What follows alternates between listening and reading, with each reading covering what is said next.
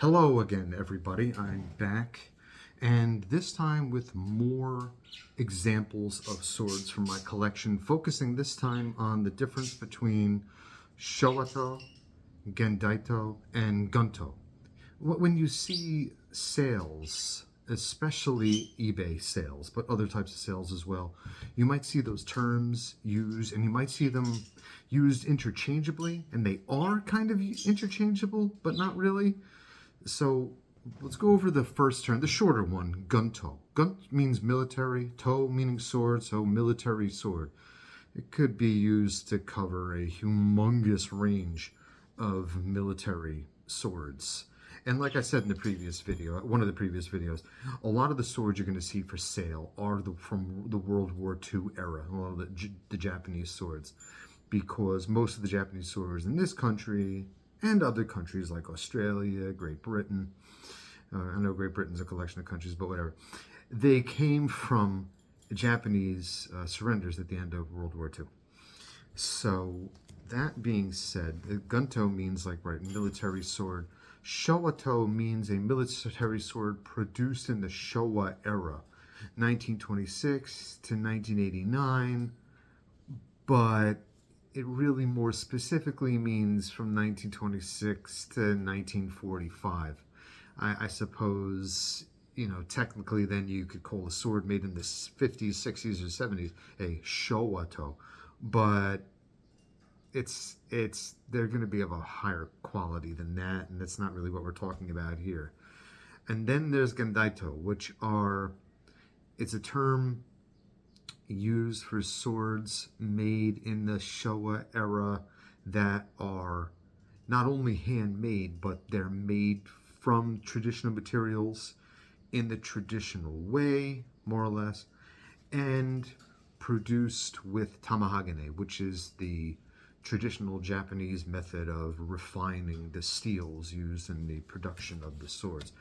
So that being said, the first sword I'll show you, I guess, could be classified more as like a Gunto, but it's in pretty good shape. I'm going to hold it up to the camera and get as close with the details as I possibly can. This is really just primarily a functional weapon. Even when new, I don't think it looked much prettier than this. And as you can see, the leather's kind of beaten up because that happened a lot over the years, last, what is it, like 80 something years, 80 years? The leather shrunk a little bit on many of these items, or shrunk a lot of it. So see, the Fuchi here is rather plain. Probably originally had a leather thing that went onto here, went onto a button that's missing, that got torn off over here. The blade itself is in pretty good shape. But if I hold it up to the camera, let me see how close I can get this. And again, I'm supporting it with the tissue. I'm not touching it with my hands because your fingers can leave prints on the steel. I'm trying to show as much detail as I can. And you'll notice in this that there's really not a ton of detail. And that brings us to another point of, okay, well, what's the difference between a Showato, a Gunto, and a Gendaito, practically speaking, in terms of the blade? Many of the Showato, if not all, it's hard to say all when it comes to Japanese swords, but many of them were made with mill steel and oil tempered. Now, I don't think that functionally makes them inferior. Aesthetically, yeah, probably. But they're functional weapons. Like this sword is a Showato. It's probably made of mill steel and tempered in oil. And as you notice, the hamon up here doesn't have a lot of detail in it. A lot of the hamon of Showato, how you can tell is, they're relatively featureless. And if they do have peaks in the hamon, it tends to be all this like matte gray color. There's not a lot of activity in the quenching here, which there really can be. There can be a lot of activity in traditionally made and tempered Japanese swords, which we'll go over in the other examples. So like I said, this is a functional weapon It would have been, you know, a highly functional weapon and usable in battle, but it's in great shape, but it's not necessarily a thing of beauty. Like I said, mostly functional. And with all of these swords that I have as an example today, we'll take the handle off, or we'll attempt to. So the pin here, this is called a makugi, see? Should be in rather tight. Not so crazy tight that you can never get it off, because then it's going to be a problem. It's almost like removing stuck lug nuts on a car. Who wants to deal with that? So I have this brass hammer here, and I'm being as delicate as possible with removing this makugi, because even, I mean, you can make ones of these out of bamboo chopsticks, but it's still a little bit of a pain to make a new one. Why, you know, why not reuse stuff you can? So the makugi is out. This is a blade with one makugi. Sometimes they have two.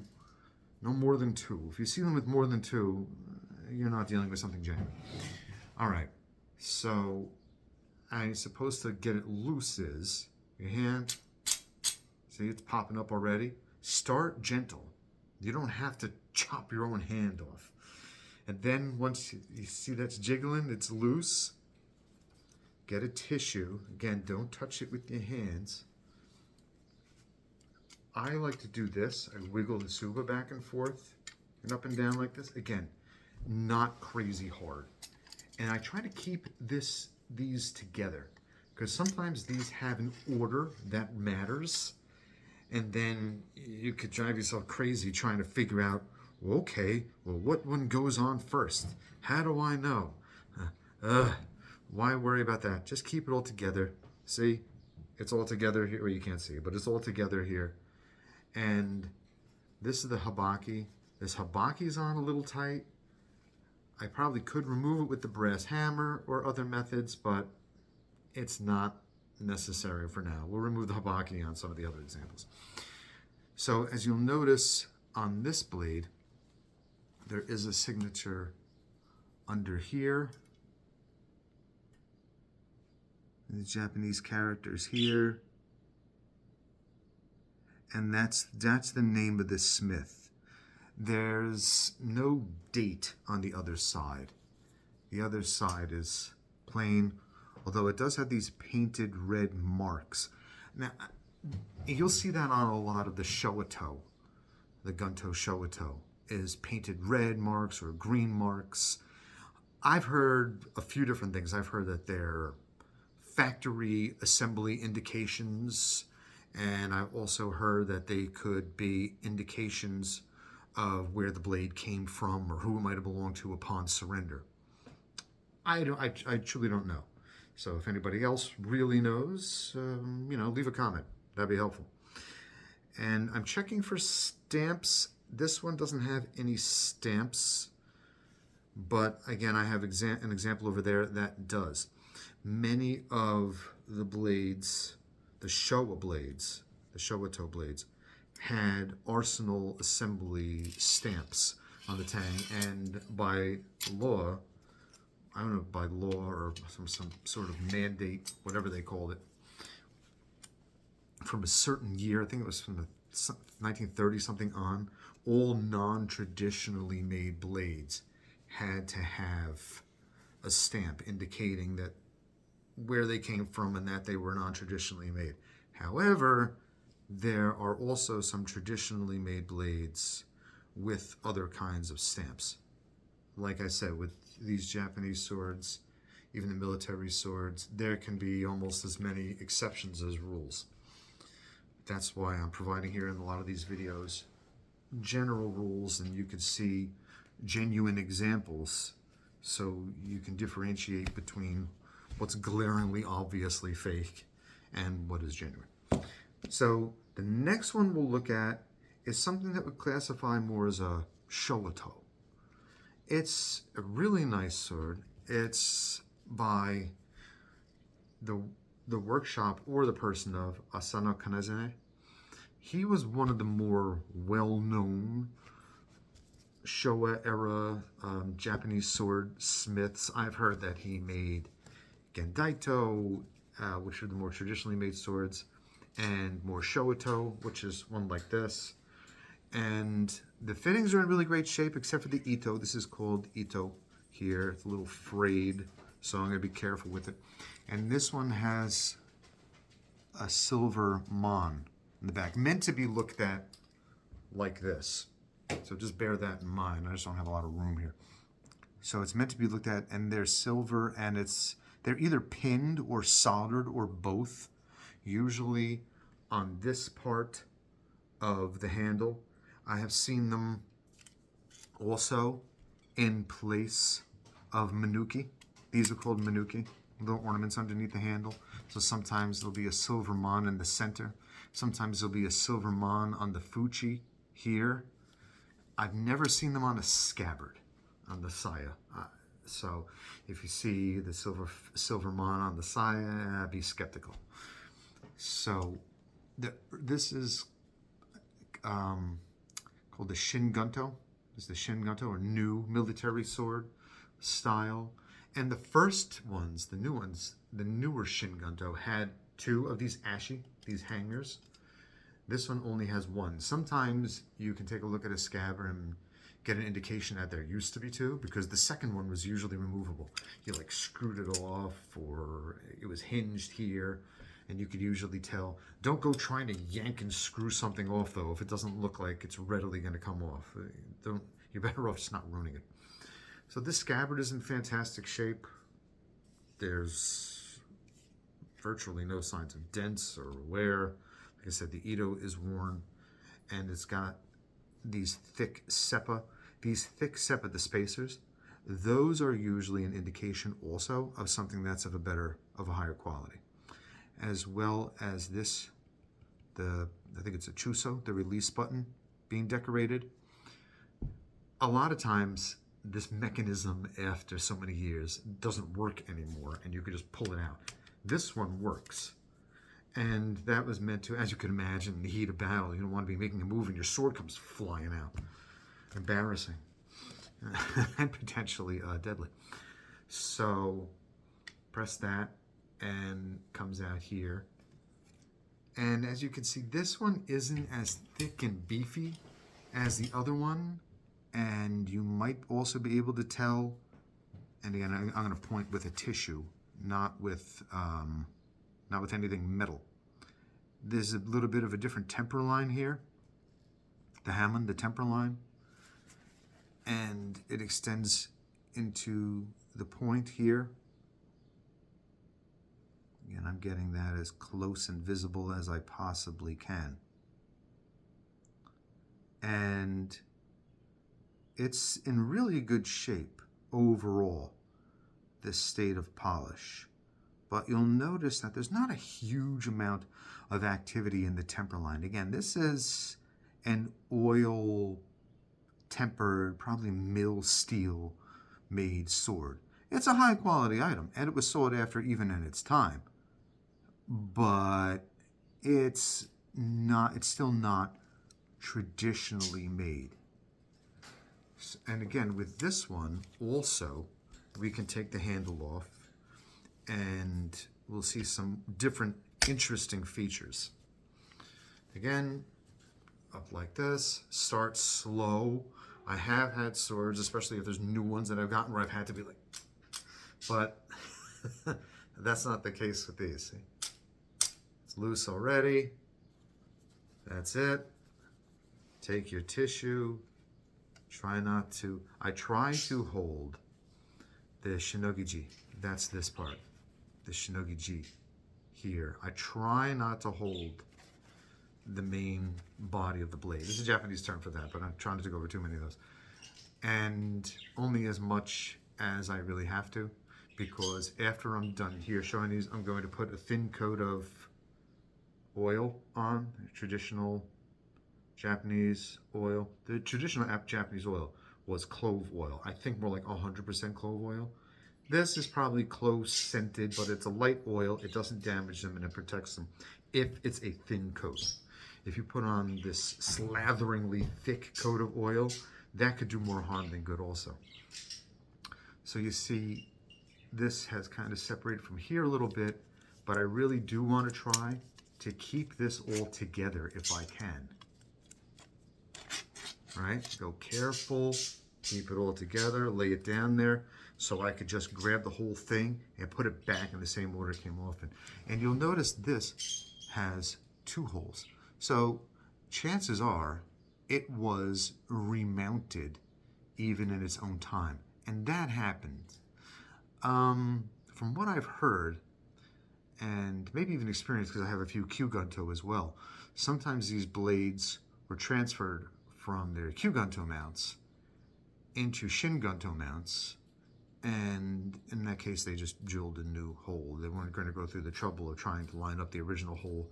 That's extra time and steps, and that's money. So,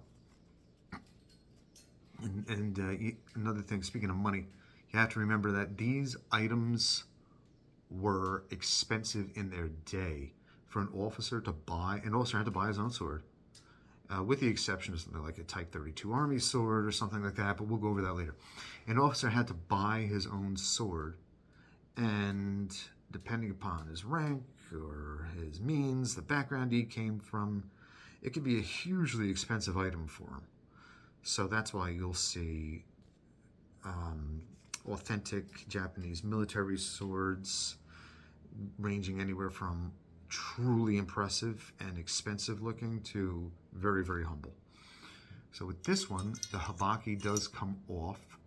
Now, sometimes what will happen is it'll get stuck along the way here. You'll see like there's some resistance. We try to resist the urge to getting this thing off, to roughing it off. You don't have to do that. If you can slide it like this, you can still see the activity, fine. This one does come right off, see, nice and easy. We'll put that there. And remember, again, a habaki does have an up and down. You could tell the up because it's got this notch in the back for the back of the blade. That's always the up. Don't put a habaki in upside down. I have seen that. That's crazy. But this is one where I'll hold it up to the camera. You can see this show stamp. That's called the show stamp. It's only about halfway on there, but that happens. They range anywhere from being deeply and clearly impressed to just like a faint trace of it. But this one's about halfway there. That Showa stamp means that it's not traditionally made. And I can see it more clearly like this. There might be other stamps as well that indicate which arsenal it could have come from or where it was made or an army approval or acceptance stamp. There's a whole thing to that too, which I could go over in another video. And this one also has the smith's signature here. I won't translate that now because I'd have to look at it backwards and a little upside down. But this is the stamp for kane. And it's called a kakehan. It's a smith's personal seal. So it's like a stamp that they had, and they would hammer it onto there, indicating it was a product that smith, I'm thinking, or that workshop. So they're not on every blade at all. They're actually pretty rare to have this stamp. But this, don't think that this stamp means, oh, it's like this especially hugely valuable thing that's traditionally made. Usually not when it comes to World War II Japanese swords. It just means that a little bit more care and effort was put into making it. So we can put this back together now. And again, you want to be careful and go slow. And you notice the tang part I'm touching. You can touch the tang part. Don't touch the blade part. You can touch the tang part with your bare hands. That's meant to rust. Never clean it. Because sometimes it's a real pity, it's a shame. I'll see swords for sale and somebody's cleaned the tang, you're like, oh, thinking doing somebody a favor? No, you're not. Because you just erased any trace of what could help to date or age or authenticate this blade. See this tang part? Leave it alone. Don't put oil on it. Don't look at it wrong. No, you can look at it all you want, but don't do anything to it. You can touch it with your hands, it's fine. Don't oil it, don't polish it, don't put nothing on it. You don't have to. All right. So now we're going to, so you have this whole assemblage here. Carefully work this back in. Let me see.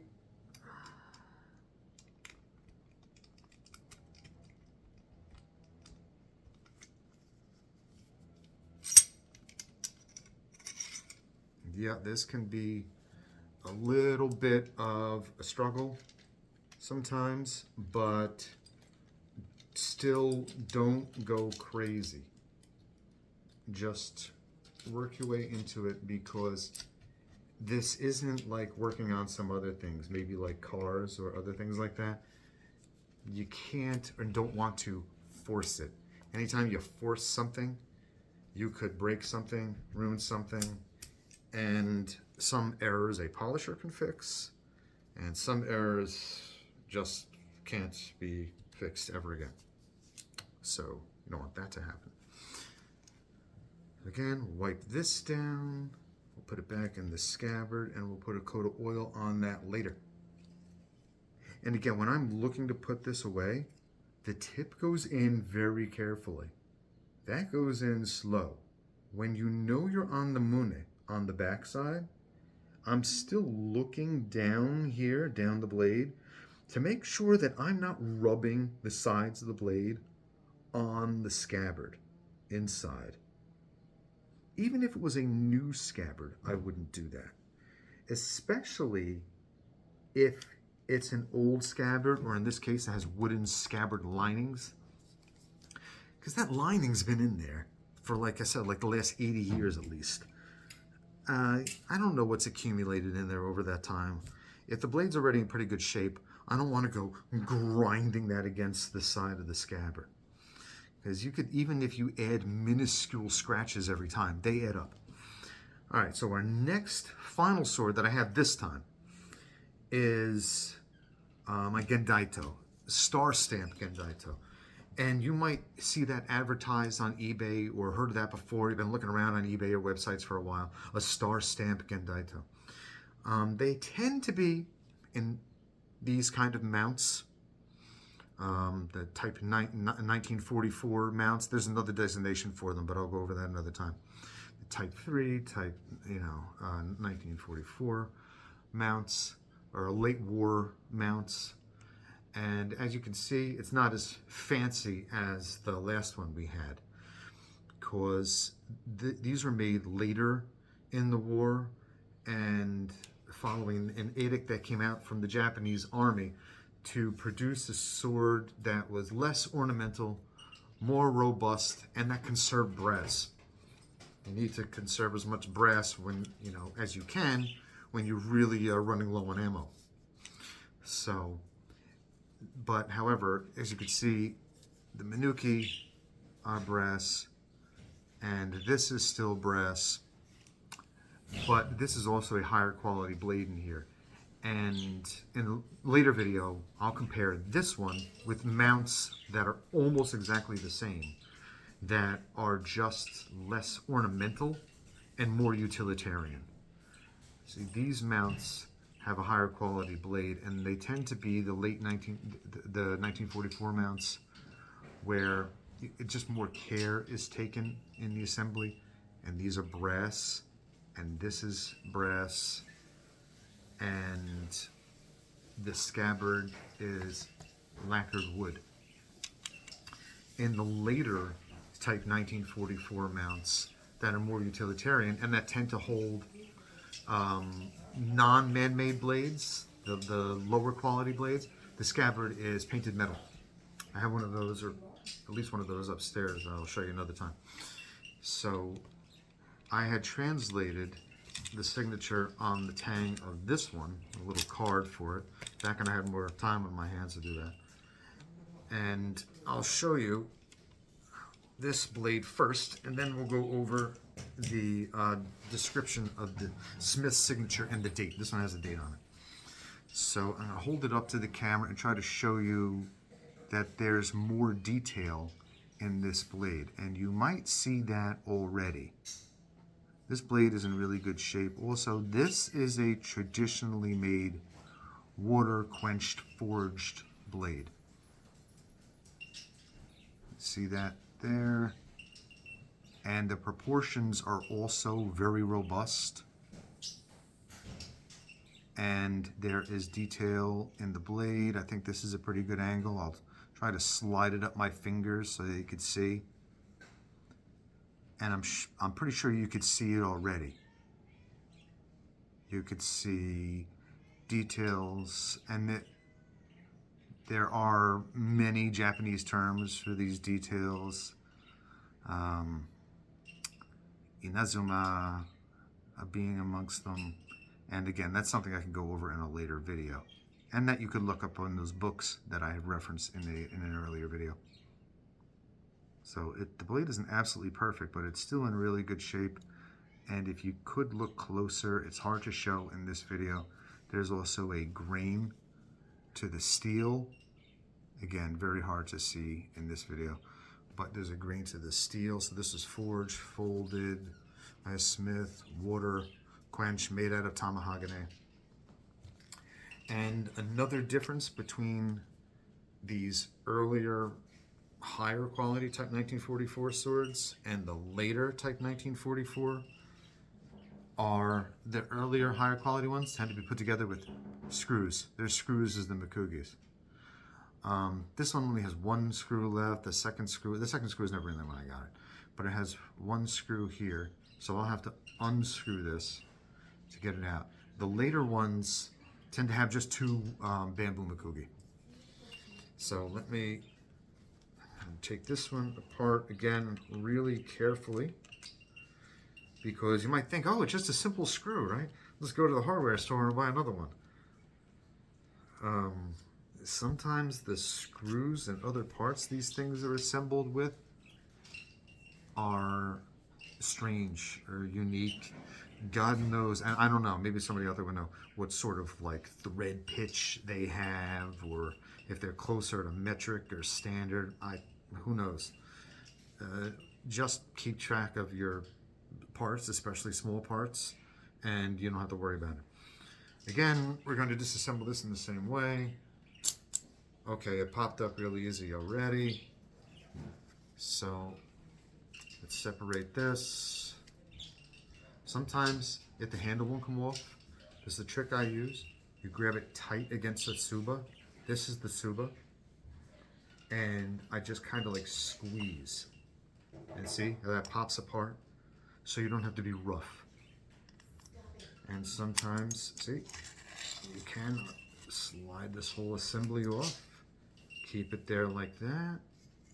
The habaki comes off as well. I know I'm using my hands on it because the oil has left a little edge, left a little line there. That's the line where the habaki ends and the blade begins.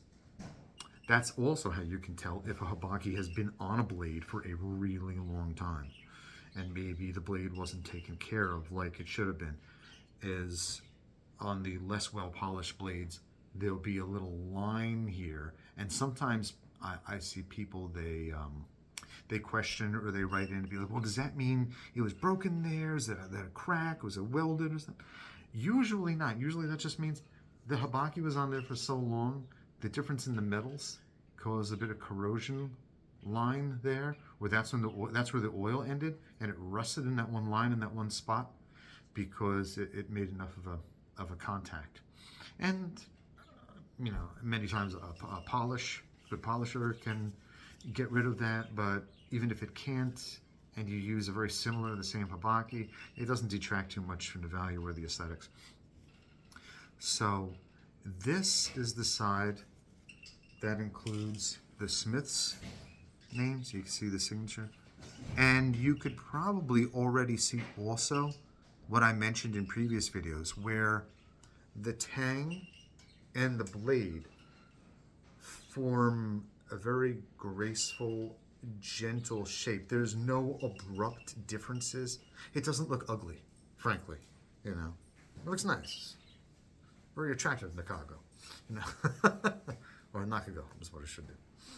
So this side has the date here, as well as there's stamps on the mune on the back here. They're very small stamps.